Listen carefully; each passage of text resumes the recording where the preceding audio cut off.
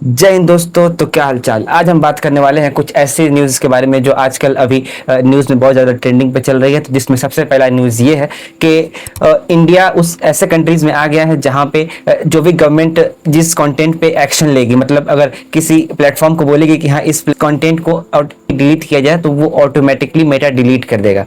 और इंडिया अब उन कंट्रीज में आ गया है जहां पे ये ऑटोमेटिकली हो सकता है, और ये एक तरह से सेंसरशिप की तरह देखा जा रहा है। क्योंकि देखिए बहुत सारे ऐसे कंटेंट होते हैं जिसको गवर्नमेंट दिखाना नहीं चाहती है, क्योंकि उससे उनकी बुराई होती है या फिर उनकी पब्लिक इमेज में उनका इमेज डाउन होता है। अब दूसरी न्यूज़ की तरफ बढ़ते हैं जहां पे इंडियन मार्केट में स्मार्टफोन के जो रिटेलर्स के जो डिमांड है, मतलब रिटेल में जो डिमांड है वो 18% तक ड्रॉप हो गई है। जी हाँ दोस्तों, और ये हो क्यों कर रहा है? क्योंकि स्मार्टफोन के प्राइसेस दिन ब दिन बढ़ते जा रहे हैं। स्टोरेज के जो चिपसेट आते हैं उसकी प्राइस बढ़ रहे हैं, उसकी वजह से स्मार्टफोन के प्राइसेस दिन ब दिन बढ़ रहे हैं। और बहुत सारे फैक्टर्स हैं, लाइक ग्लोबल में इंटरनेशनल पे वॉर चल रहा है, और बहुत सारे ऐसे फैक्टर्स हैं जो इस चीज़ को अफेक्ट कर रहे हैं। और ये बिल्कुल ही स्मार्टफोन कंपनीज के लिए बिल्कुल ही सही नहीं है, क्योंकि 18% ड्रॉप इंडियन मार्केट में ये कोई मामूली बात नहीं है। अब बढ़ते हैं अपने तीसरे खबर की तरफ जहां पे मॉनिटोबा, मतलब कनाडा में सोशल मीडिया प्लेटफॉर्म को यूथ के लिए बैन कर दिया गया है। और जो एआई चैट्स है, गवर्नमेंट का ये कहना है कि इससे इनका जो सोचने की थिंकिंग पावर होती है ये धीरे धीरे कम होती है। और ये सोशल मीडिया प्लेटफॉर्म जो होती है वो एडिक्टिव होती है, वो इस तरह से डिजाइन होती है कि वो हमें इसी लूप में फंसाए रखे। मान लीजिए कि अगर हम ये डिसाइड करके अगर फोन को खोलते हैं कि हाँ इससे हम 10 मिनट के लिए यूज करेंगे, लेकिन phone Instagram, social media platform like Twitter और जो भी यूट्यूब शॉर्ट्स, ये सब इस तरह से डिजाइन है, उसका एल्गोरिदम ऐसा है कि आपको उसी लूप में फंसाए रखेगा। आपका 2 से 3 घंटा कब गुजर गया आपको एहसास भी नहीं होगा। तो इसीलिए ये बहुत ही बड़ा कदम लिया है। ये ऑस्ट्रेलिया की तरह ये लोग भी कर रहे हैं, और ये आई थिंक बहुत ही अच्छा अप्रोच है गवर्नमेंट की तरफ से। आई थिंक और भी कंट्रीज है जहाँ पे उन्हें ये एक्शन लेना चाहिए, जिससे हमारे यूथ को बहुत ज़्यादा फायदा होगा। क्योंकि जैसे ही ये सोशल मीडिया जैसे जितनी ज़्यादा ग्रो कर रहा है उससे वैसे ही हमारे जो यूथ है उनकी सोचने की थिंकिंग पावर कम हो रही है। जैसे ही एआई आया हुआ है, आपने ये नोटिस किया होगा कि बच्चे पहले खुद से एप्लीकेशन लेटर लिखते थे, लेकिन अब क्या है, अब एक बार बस प्रॉम्प्ट डालते हैं कि write an application to the principal, then enter मार देते हैं और एआई खुद ब खुद लिख देता है। तो इससे हमारी थिंकिंग पावर कम होती है, इससे हमारी राइटिंग स्किल्स डिक्रीज हो रही है डे बाय डे। अगर हमें कोई बोल दे कि हाँ ऑफलाइन कि हाँ भाई चलो कोई लेटर लिखो, तो दिक्कत हो जाती है। तो ये बहुत ही अच्छा अप्रोच है मैनिटोबा कनाडा गवर्नमेंट की। आई रियली अप्रिशिएट, और हमारे इंडियन गवर्नमेंट को भी ऐसा कुछ प्लान करना चाहिए। अब बढ़ते हैं अपने चौथे खबर की तरफ जहां पे सुंदर पिचाई जो हमारे गूगल के सीईओ हैं, उन्होंने ये बताया है कि 75% जो उनका कोड है वो एआई के थ्रू हो रहा है। आप देख सकते हैं कि एआई कितना एडवांस लेवल पे जा चुका है, और ये बहुत ही अच्छी खबर है। मतलब 75 एक तरह से अच्छी भी है और एक तरह से बुरी भी है। बुरी किस लिए है? बुरी इसलिए है कि हमारे जो कोडर्स भाई हैं जो कोडिंग करते हैं, तो उनकी जॉब थोड़ी खतरे में है, लेकिन उनके लिए न्यू अपॉर्चुनिटीज़ भी हैं। अगर ये जॉब जा रही है तो उसके आगे भी बहुत सारी अपॉर्चुनिटीज़ हैं। और फ़ायदा ये है कि इससे हमारा बहुत सारा टाइम बच रहा है, और इस टाइम को हम कहीं और भी यूज़ कर सकते हैं, और एआई बहुत ही इफिशिएंटली काम कर सकता है। और आई थिंक ये बहुत ही अच्छी चीज़ है, मतलब एआई के फील्ड में।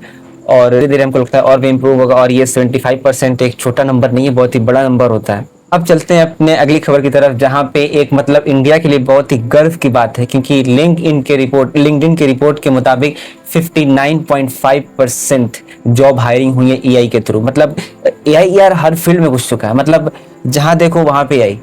एडिटिंग देख लो, मतलब थंबनेल, पहले थंबनेल में कितना टाइम लगता था, और अब देखो थंबनेल बस अपना प्रॉम्प्ट डालो, बस सेकंडों में थंबनेल बन जाता है। और ऐसी बहुत सारी तरह है जहाँ पे एआई बहुत ही अच्छा वर्क कर रहा है। और 59.5% एक बहुत ही अच्छा नंबर होता है। और हमारा जो इंडिया है वो एआई के मिशन में बहुत ही धीरे आगे बढ़ रहा है, और ये बहुत ही अच्छी बात है। और इससे बहुत ही ज़्यादा जॉब बूस्ट हो रही है, जो हमारी इकोनॉमी के लिए बहुत ही अच्छा है, जो हमारी जीडीपी को और भी अच्छा ले जाएगी। अभी तो फिलहाल अभी हम लोग फोर्थ इकोनॉमी पे चल रहे हैं, लेकिन जल्द ही हम थर्ड नंबर पे आ जाएंगे। और ये फास्टेस्ट ग्रोथ है, मतलब 59.5% is not just a small number, it's a big number.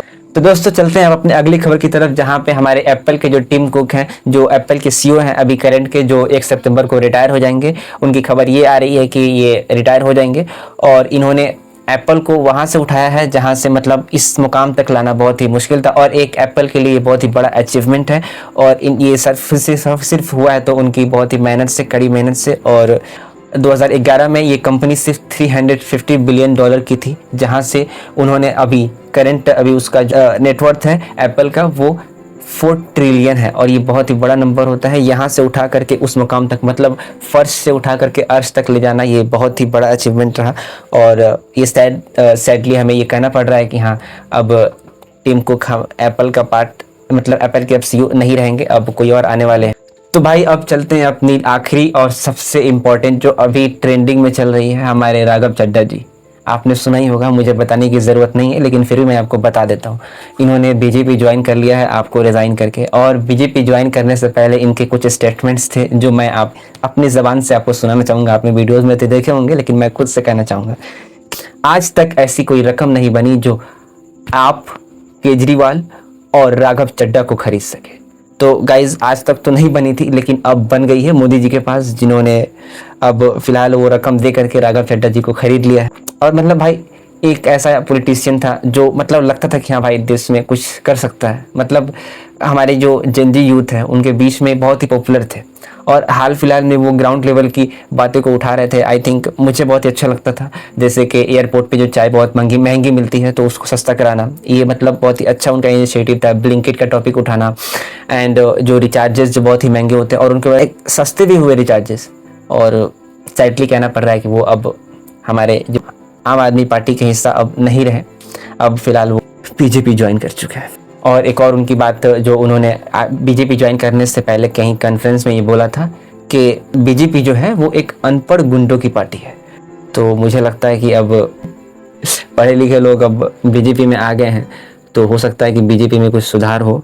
I hope Raghav Chadha जी इसमें कुछ अच्छा करेंगे।